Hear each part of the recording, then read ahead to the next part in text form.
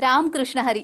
विठोबा आणि green harvest सहप्रस्तुत Vithu माऊली कोपावड bye JSPM university या कार्यक्रमात मी जानवी सावंत आपलं स्वागत करते. विठ्ठल विठ्ठल गरजती टाळ, वार करी भक्त झाले घायाळ, मनी दर्शनाची आस केवळ, फास तुटला विषय व्याळ, आषाढाचे दाटले आभाळ, भाव नेत्री अश्रू घळघळ. आता या डोळ्यांना केवळ विठ्ठल दर्शनाची आस लागली आहे. याच भावनेने तहान भूक विसरून ही वारकऱ्यांची पावले पंढरीची वाट चालतायत.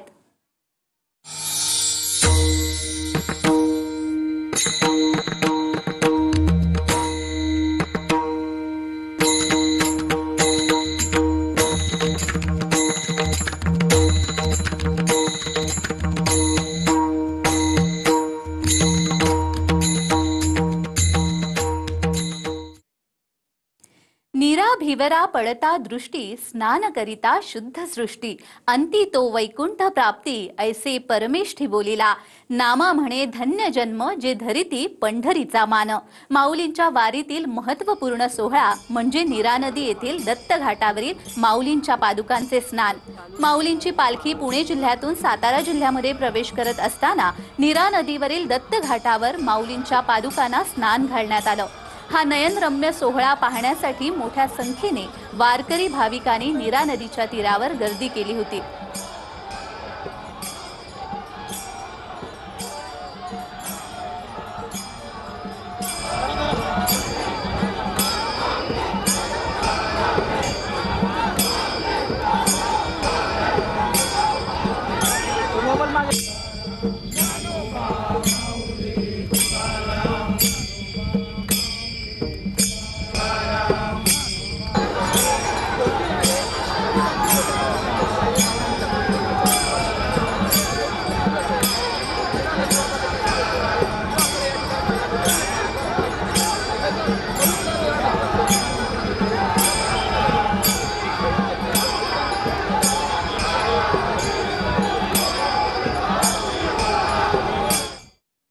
तुका म्हणे आता पुरे जन्मोजन्मीचे फेरे, विठ्ठलाच्या चरणी शांती मिळे सुखे भरे.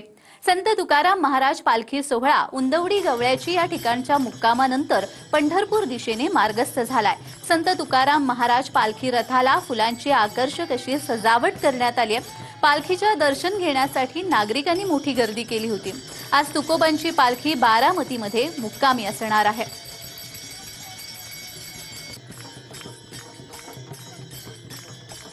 तरुणांना या निमित्तानं माझं एक सांगणं आहे, सध्या नैराश्याच्या गर्तेत जाऊन अनेक जण आत्महत्या चुकीचा मार्ग स्वीकारतात. त्या तरुणांना माझी विनंती, तुम्ही एकदा वारीत या.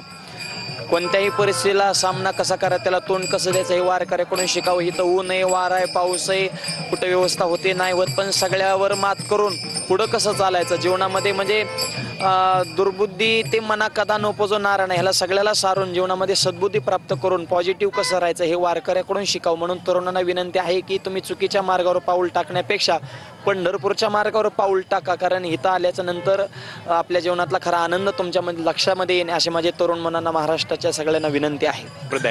म्हणजे या जगात सगळ्यात श्रीमंत कोण असं जर मला विचारलं तर रात्री ज्याला निवांत झोप लागते तो जगातला सगळ्यात मोठा श्रीमंत. बाकी सगळ्या ठिकाणी खूप मोठ्या स्टँडर्ड गोष्टी आहेत, परंतु वारीमध्ये या स्टँडर्ड गोष्टी नाही आहेत. अगदी पालामध्ये सुद्धा त्या ठिकाणी पल्ल्याबरोबर किंवा मी तर असं सांगेल की उभा राहिल्याबरोबर झोप लागते ती म्हणजे वारी, आणि बाकी ठिकाणी त्या पल्लं तरी झोप लागत नाही, म्हणजे ही बाकीची व्यवस्था आहे. श्री क्षेत्र शेगाव येथून निघालेली गजानन महाराजांची पालखी आज धाराशिव शहरात पोहोचली. शेगाव ते पंढरपूर असा प्रवास करत असलेल्या पालखीची 56 वर्षांची परंपरा अविरत सुरू आहे. 3 दिवस धाराशिव जिल्ह्यात पालखी असते. आज सकाळी शहरामध्ये पालखी आल्यानंतर धाराशिवकरांनी मोठ्या भक्तिमय वातावरणात पालखीचं स्वागत केलं.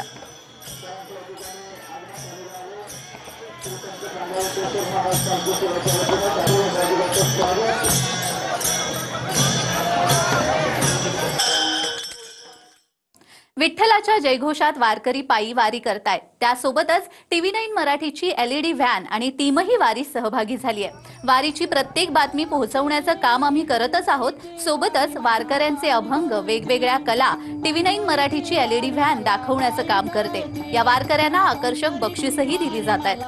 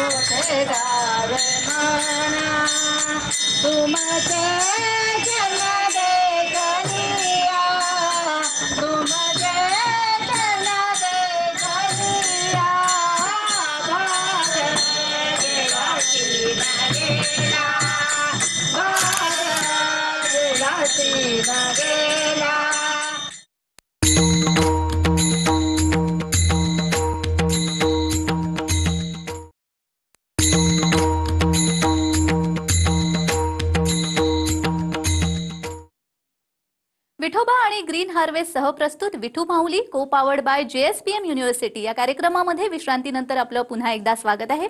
कांदा मुळा भाजी अवघी विठाई माझी बागलाण तालुक्यामधील नामपूर सार्दी येथील शेतकरी महिला आणि ग्रामस्थांना पावसाळ्यातील शेतीच्या प्रचंड कामाच्या व्यापामुळे इच्छा असूनही विठुरायाच्या भेटीसाठी वारीत जाता येत नाहीये। तेव्हा सार्दे गावाच्या महिलांनी आपापल्या घरी जमेल तेवढ्या पुरणपोळ्या बनवून येथीलच काही ग्रामस्थांनी पुण्याच्या सासवड येथील दिंडीत सहभागी होऊन तेथील सुमारे 6000 वारकऱ्यांना चक्क पुरणपोळी रस असं रुचकर भोजन दिल्यामुळे या शेतकरी महिलांची आणि ग्रामस्थांची विठुरायावरील आपली अनोखी निस्सीम भक्ती पंचक्रोशीत चर्चेचा विषय बनली आहे।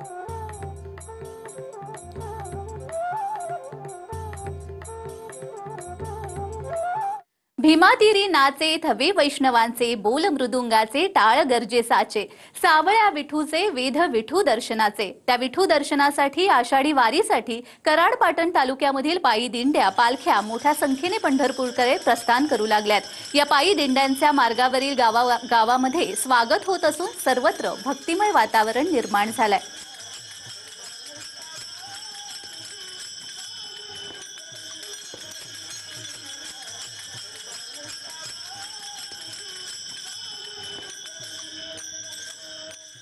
या वर्षीच्या आषाढी वारी निमित्त विठ्ठल रुक्मिणी मंदिर समितीने भाविकांसाठी एक विशेष सुविधा उपलब्ध करून दिली आहे। पंढरीची वारी 2025 हे अँड्रॉइड मोबाईल ॲप तयार करण्यात आलेलं आहे। यामार्फत वारीमधील सर्व माहिती एका क्लिकवर मिळणार आहे। या ॲपद्वारे भाविकांना पंढरपूरमधील विविध सेवा सुविधा, महत्त्वाचे संपर्क क्रमांक, कोणती पालखी कुठे उतरली आहे, रस्त्यांची माहिती, विश्रांतीगृहांची माहिती तसेच प्रशासनाने केलेल्या सर्व व्यवस्था समजतील। विशेष म्हणजे पदस्पर्श दर्शन रांग आणि मुखदर्शन रांग किती लांब आहे, दर्शनासाठी किती वेळ लागेल याचा अंदाजही यामध्ये मिळणार आहे। वारीतील भक्तांसाठी हा डिजिटल टप्पा नक्कीच उपयुक्त ठरणार असून पंढरीची वारी 2025 हे ॲप एक श्रद्धा आणि तंत्रज्ञानाचा सुरेख संगम ठरणार आहे। भाविकांना ज्या सोयी सुविधा देणार आहोत आणि त्यांना येणाऱ्या अडचणी त्या येऊ नयेत म्हणून प्रशासन आणि मंदिरे समिती यांच्या वतीने पंढरीची वारी 2025 हे ॲप तयार केलेलं आहे।